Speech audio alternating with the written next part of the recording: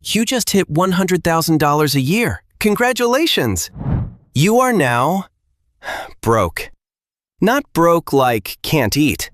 Broke like can't breathe.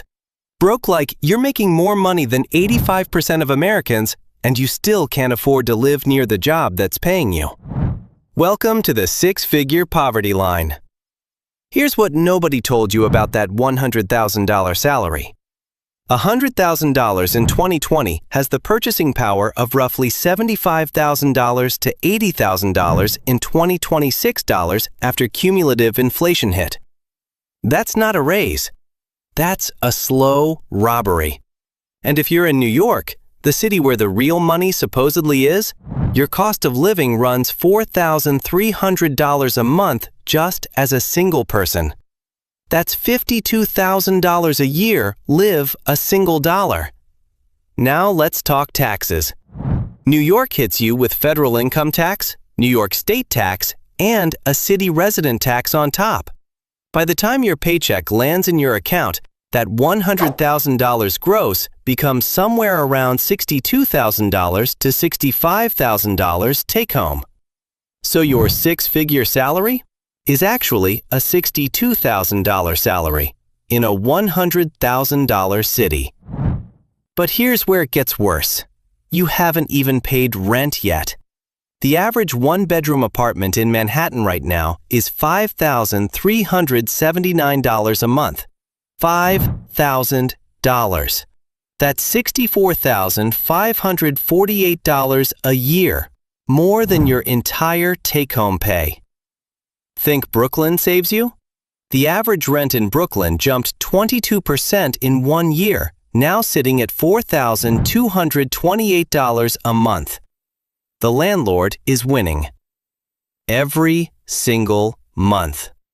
And on top of rent, you've rising transit fares, mandatory digital subscriptions your job requires, the rising price of every convenience you need just to survive the pace of a 60-hour corporate week. New York's cost of living is 75% higher than you didn't move to New York for a better life. You moved to New York to afford New York. And it's still not working. And you haven't even gotten to the part where your coworkers are watching. Here's the trap nobody talks about. When you're earning six figures in an elite environment, there's a social tax, the wardrobe, the networking dinners, the client drinks that cost more than your groceries. Your peers aren't buying status, they're maintaining access. And if you opt out, you're invisible. Then there's the time tax. You're working 50, 60, 70 hours a week, so you outsource your laundry, your groceries, your cooking, because you have money but zero time. Every app, every service, every convenience, it's all priced for someone making $300,000. And the fear? The fear of falling behind keeps you spending on things that make you look wealthy while your actual net worth barely moves. You're not building wealth, you're performing it. And the one thing that was supposed to build real wealth, owning property, gone. To buy even a basic apartment in New York right now, you need a down payment of $150,000 to $200,000 minimum. On a $62,000 take-home after a $52,000 cost of living, you're saving maybe $10,000 a year if you're disciplined.